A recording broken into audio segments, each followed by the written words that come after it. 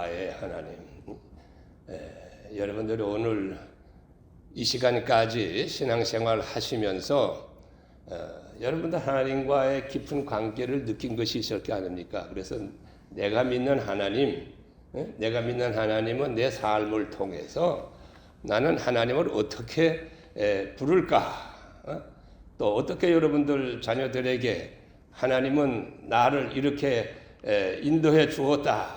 하나님을 여러분들은 그저 하나님이라고만 부르고 살고 계신지 하나님은 내 생애에 이런 분이다 하는 것을 한 번 더 생각해 보시라고 제가 오늘 이 다윗의 신앙을 여러분들과 같이 한번 생각해 보려고 준비를 했습니다. 여기 오늘 본문 말씀을 보세요. 다윗은 하나님을 뭐라고 불렀어요? 하나님을 여기 오늘 본문 말씀에 뭐라고 했어요? 나의 목자라고 그랬어요. 나의 목자. 여러분들은 하나님을 뭐라고 지금 믿고 있습니까? 하나님을 내 아버지라고 믿고 있잖아요. 우리 사도신경 고백이 첫 번째가 그거 아니요. 하나님을 내 아버지로 믿습니다. 그런데 다윗이 살고 있는 시대에는 우리가 믿고 있는 이런 신앙 고백 그 사도성경이 없었습니다. 그래서 다윗이 그의 삶을 통해서 하나님은 오늘 여기 기록한 대로 나의 목자입니다. 이렇게 믿고 고백한 말씀을 여러분들이 생각해 보시기를 바라는 겁니다. 내 목자라고 하는 것은 다윗이 자기 생활을 통해서 보고 느끼고 깨달은 그것을 하나님을 부를 때 하나님은 목자와 같이 나를 이렇게 지켜주신다 하는 것을 고백한 말씀이라고 우리는 생각해 볼 수 있겠습니다. 그런데 다윗의 생활을 잘 알기 때문에 긴 자세한 설명 다 필요가 없을 겁니다. 다윗의 생활 가운데 한두 가지 우리가 생각해 볼 수 있는 것은 다윗이 무엇으로 살았어요? 젊었을 때 이 세상에 목자로 살았어요. 목자로 양을 키우는 그 삶에서부터 시작한 것이 그 당시 다윗의 생활인 겁니다. 그 당시 목자로 양을 들판에서 키웠다 이렇게 생각할 때 여러분들 어떠한 인생으로 생각하겠어요? 제가 그 당시 세상을 잘 모르겠지만 말단 인생 아니야, 말단 인생. 이 말단 인생으로 이 세상에 태어나서 살던 다윗이 여러분들 얼마나 훌륭한 사람이 됐어요. 얼마나 이스라엘 나라의 왕이 되지 않았어요. 목동으로 살던 다윗이 커서 이스라엘 나라의 왕이 됐다고 하는 것을 생각하면 이건 뭐겠어요? 나는 다윗의 생각 가운데 하나님이 역사한 기적이 일어났다고 저는 생각을 해요. 여러분들 상상해 보세요. 그렇게 이스라엘 나라의 왕이 된다고 하는 거 아무나 될 수 있는 거예요. 아무거나. 목동 출신이 또 왕이 됐다. 이거 상상하기도 어렵지 않아요. 아무리 다윗이 똑똑하고 훌륭하다 하더라도 지금 그 당시에 왕의 자리에까지 올라갔다고 하는 거 생각할 때 다윗은 어떻게 생각하겠어요? 내가 똑똑해서, 내가 훌륭해서, 공부 잘해서, 내가 이스라엘 나라의 왕이 됐다. 이렇게 다윗이 생각했겠어요? 다윗이 오늘 여기 말씀을 보게 되면은 하나님께서 나의 목자로서 양과 같은 나를 키워 주셨다. 오늘 말씀이 그 고백의 말씀이 아니겠어요? 여기 보세요. 여호와는 나의 목자시니 뭐요? 하나님을 목자로 믿을 때 다윗의 생애 가운데서는 부족함이 없었어요. 부족함이 풍성한 인생의 삶을 살았다는 얘기예요. 왜냐하면은 다윗이 소년 시절에 양들을 키울 때 어떻게 키웠어요?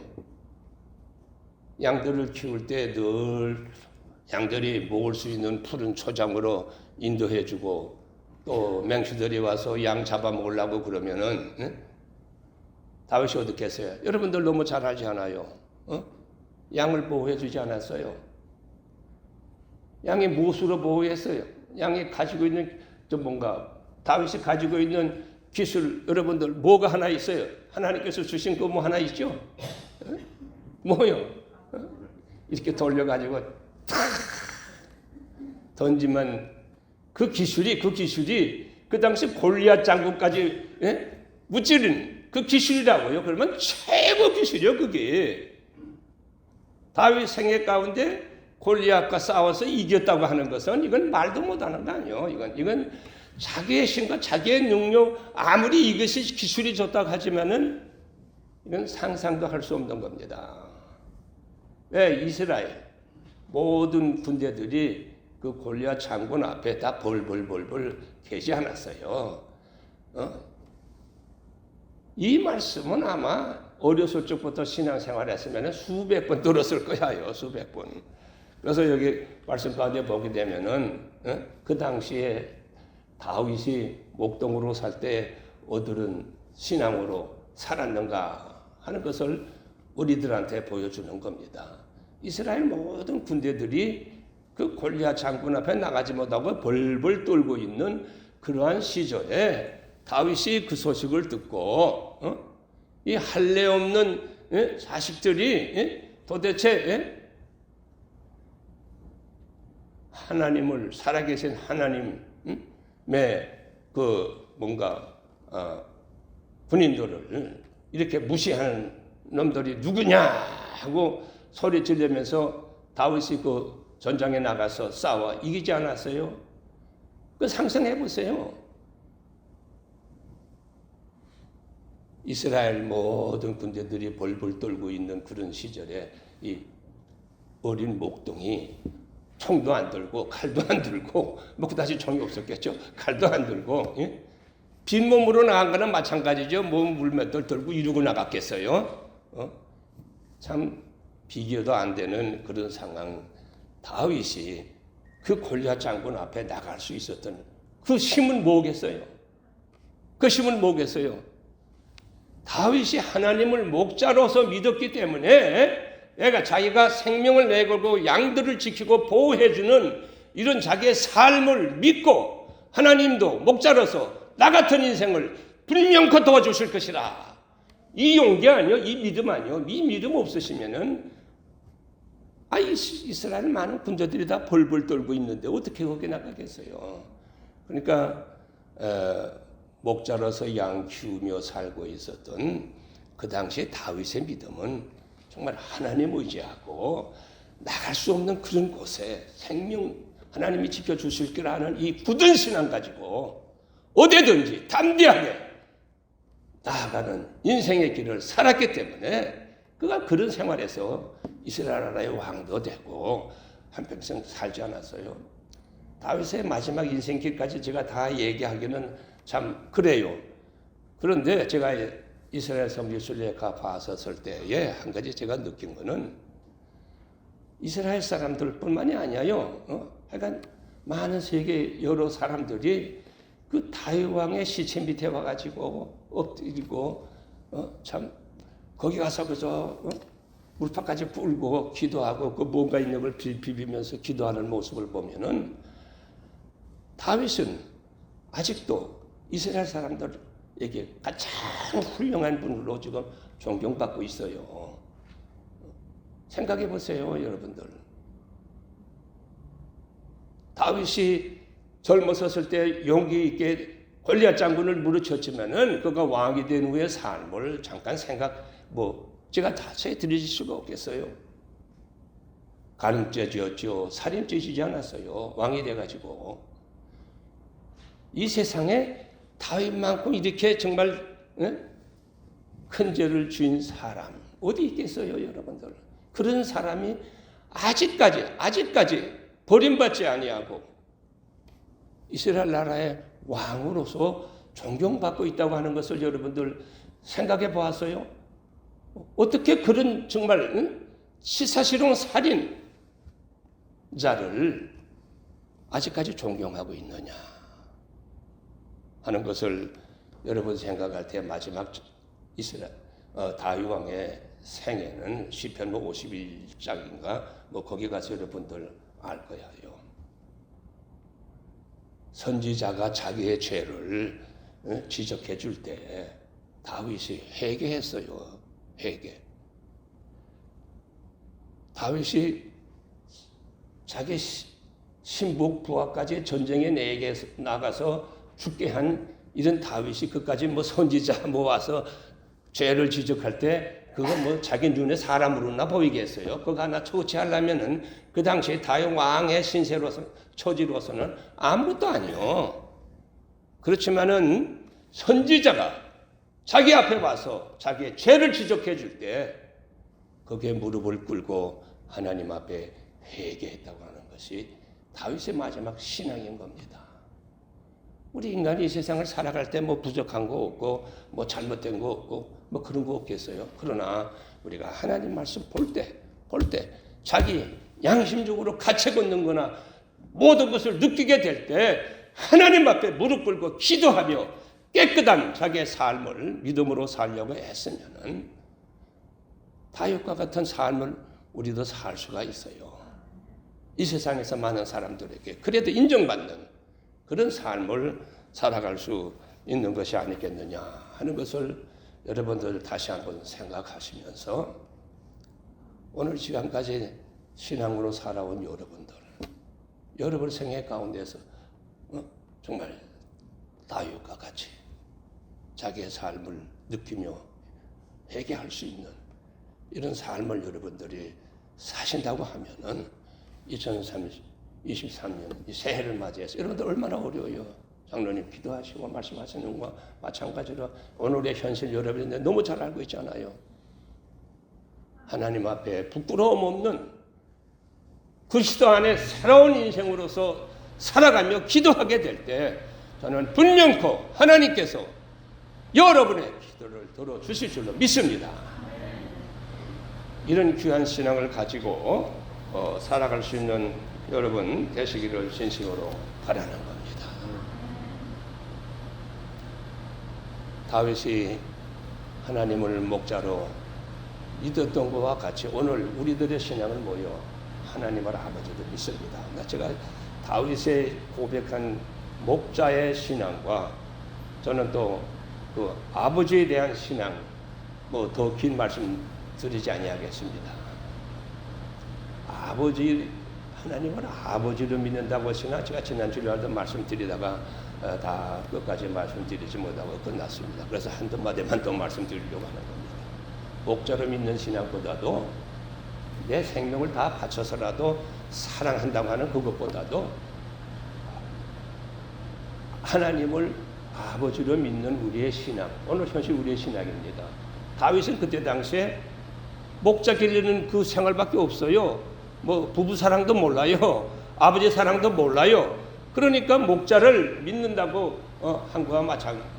그런데 오늘 여러분들은 다 이 세상 살아가면서 부부 사랑도 알고 아버지 사랑도 알고 부모의 사랑도 다 알고 여러분들이 또 그런 신앙으로 살아오는데 하나님 아버지를 믿는다고 하는 것을 하나님 어디를 뿐이요 독생자 하나밖에 없는 독생자를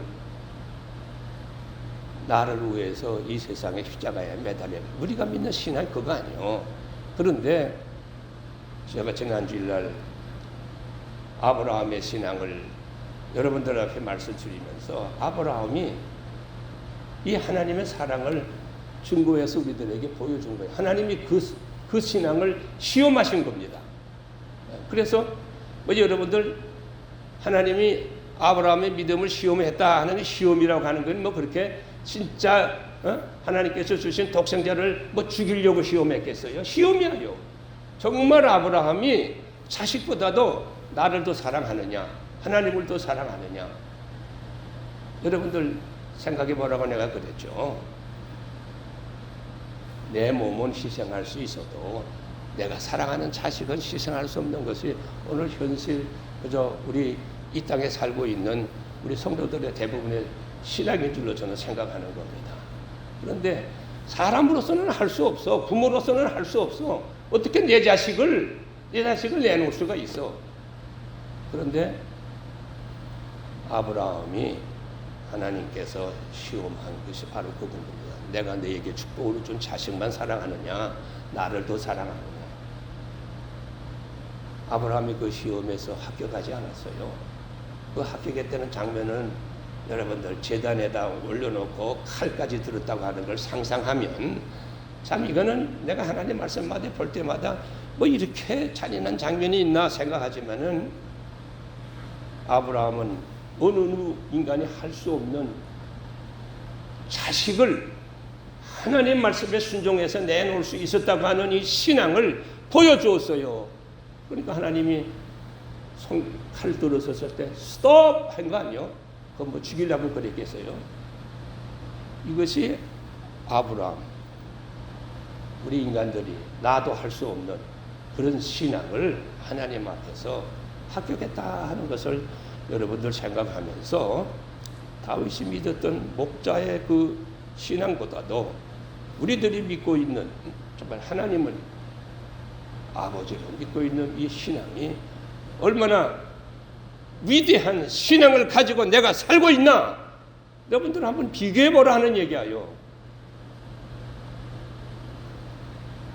하나님을 내 독자까지 내서 나를 구해줬다고 하는 이 사랑을 가지고 오늘 이것을 굳게 믿고 여러분들이 사시면 무엇이들 못해요.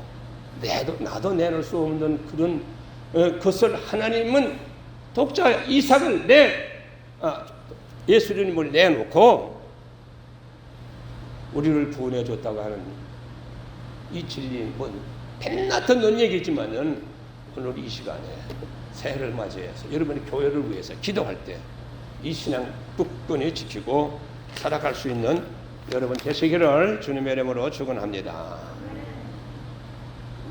아까도 우리 여기 교동문에서 봤지만은 믿음이 뭐요? 믿음 늘 듣는 얘기지만은 거기 가운데 여러분들 한 번 더 기억해 보시기를 바라는 겁니다. 믿음은 뭐요? 바라는 것들의 실상이라고 해서 히브리서가 믿음장 아니요. 믿음장 11장에 가서 보게 되면은 믿음 그저 간단히 요약해서 한 절에 바라는 것들의 실상이요. 또 보지 못하는 것들의 증거라고 그러세요. 이 두 가지 말을 여러분들이 내 마음속에서 잊어먹지 아니해야 돼요. 내가 신앙으로 산다 하는 내 믿음이 어떠한 것이냐 하는 것을 생각할 때 내가 바라는 여러분들이 소망하는 여러분들이 오늘 이 현실에서 우리 교회를 위해서 바라고 있는 그 기도 이런 것도 내 소망을 내가 바라는 그 소망이 이루어진 것으로 믿고 사는 신앙이라고 그랬어요. 이 소망의 신앙은 다시 말해서 어떤 분은 영혼의 눈이요. 영혼의 눈. 우리 영이 살아나야 하나님께서 역사하는 그 모든 것을 우리가 보이지는 아니하지만 알 수가 있어요. 그래서 보이지 아니하는 것들의 증거라고 얘기했는데 여러분들 보이지 아니하는 것 여러분들이 본 것과 같이 사는 것이 영원히 살아서 신앙생활하는 성도들의 생활이라는 것을 다시 한번 여러분 생각하세요. 제가 옛날 영락교회 다닐 때 한경규 목사님한테서 들은 얘기인데 그래서 한 가지만 한경규 목사는 뭔가 보지 못하는 것들의 증거라고 하는 말씀을 예를 들어서 하나 얘기를 했는데 무슨 얘기냐면 종달새 여러분들 종달새 알아요? 나는 어린 시절에 다 방에도 눈밭에서 종달새 꼭대기에서 자자자자자 우는 거 지금 미국에 사는 사람은 종달새는 못 봤어요. 하지만은 그 한 목사님이 한국에는 종달새가 올라가서 노래 아름다운 노래 부른다 그러지 않아요? 그런데 그 종달새 알을 볼 때 믿음을 가진 사람은 그 하나 그 차점을 보고 끝나는 것이 아니라 그 알 속에 있는 보이지 아니하는 알 속에 있는 그 종달새 알이 자라서 하늘에 올라가서 아름답게 노래 부르는 그것까지 다 본다는 얘기야요. 알 속에 뭐가 보이겠어요? 그러나 소망을 가지고 믿음으로 사는 성도들에게는 보이지 아니하는 것이지만 실제로 보고 알고 있는 것과 같이 생각한다고 하는 것이 믿음이라고 하는 것을 여러분들 생각하면서 내 영이 살아서 지금 하나님은 내 눈에 보이지 아니하지만은 하나님께서 우리 교회를 위해서 어떻게 역사할 것이라고 하는 것을 마지막 날까지 되어지는 모든 것을 여러분들 믿으세요. 여러분들 지금 기도하면서 정말 교역자 훌륭한 분이 오실까? 이렇게 오실까? 이렇게 생각하면서 기도하겠어요? 정말 내 영의 눈이 살아서 하나님 앞에 힘없고 기도하면은 오신 것으로 믿으라 하는 얘기예요. 여러분들이 기도하는 그 훌륭한 교역자를 하나님께서 분명코 보내주셨다. 이렇게 장래일까지 믿고 의지하고 하나님 앞에 기도하는 여러 성도들 되시기를 주님의 이름으로 축원합니다. 기도하겠습니다. 고맙고 감사하신 아버지 하나님, 오늘 우리 교회가 처한 현실이 정말 하나님 앞에 너무도 우리들의 기도와 능력 가지고서는 해결할 수 없는 크나큰 문제를 하나님 믿고 간구합니다. 아버지 하나님, 우리의 영에 다시 소생할 수 있는 하나님께서 택해 주시고 지켜주신 귀한 종을 보내주셔서 어려운 가운데 있는 사랑하는 교회 모든 성도들 남은 여생 주님 앞에 영광 돌리며 복음 전하며 힘있게 능력있게 살 수 있는 성도들로 키워 주시옵소서. 모든 말씀 예수 이름 받아 기도합니다.